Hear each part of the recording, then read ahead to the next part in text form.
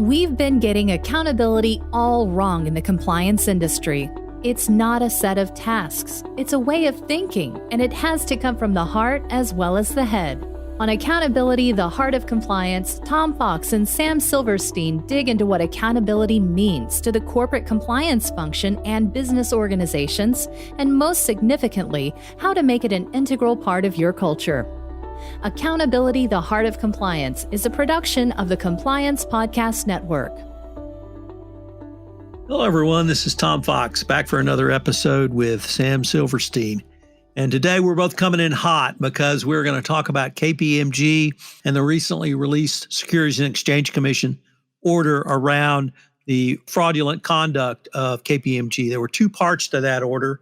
One was KPMG's bribery and/or extortion PCAOB employees to obtain audit schedules so that KPMG audit partners would know when the PCAOB was going to test their audits. Second part was a cheating scandal around ethics and compliance and certification tests that KPMG was mandated to take based upon another SEC order earlier in this decade. So we have recidivist conduct. We've got conduct, frankly, as unmoored from any ethical piling as I have seen in quite some time. And I wanted to see where this came out on the accountability scale with you, Sam. So with that, why don't you let her rip?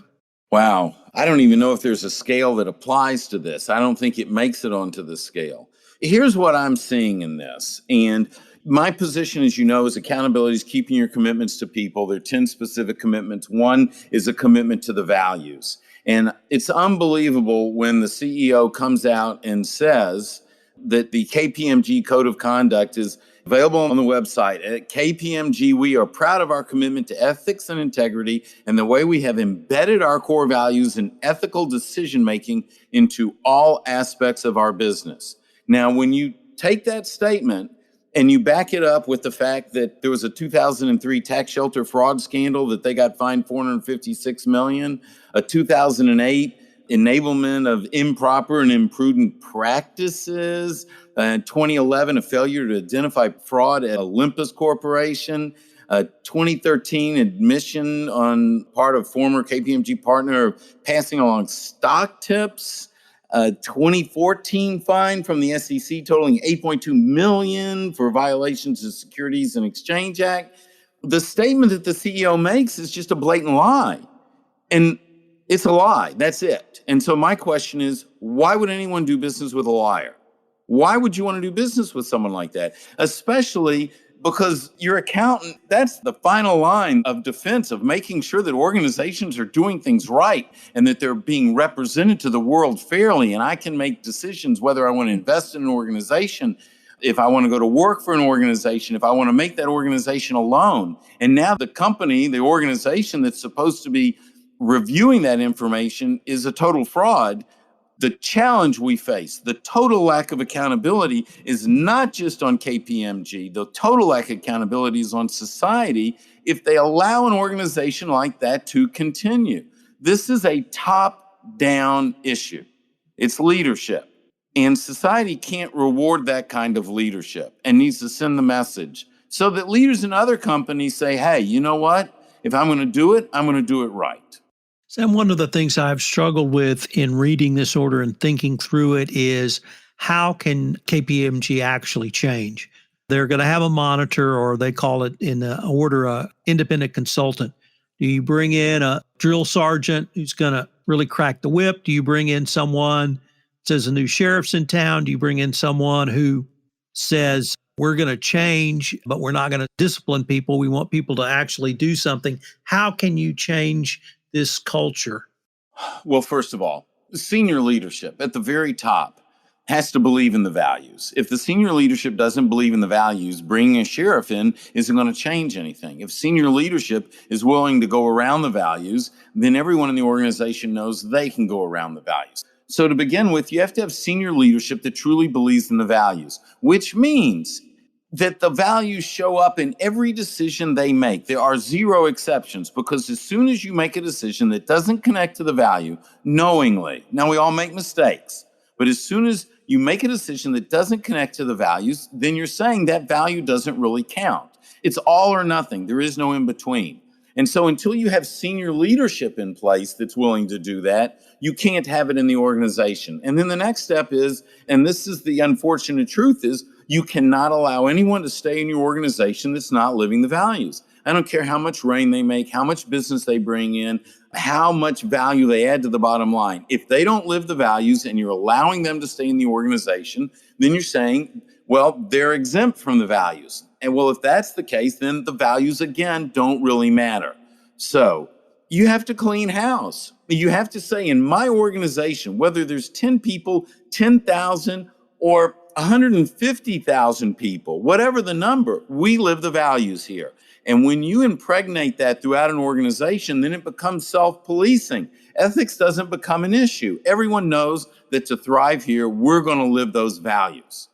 And it starts at the top, and it's a full press, all-on commitment to that from the top down. The organizations that I work with, that I experience, that take that stance, they see amazing results. And the ones that are willing to just kind of lollygag around, they end up in the situation that KPMG is.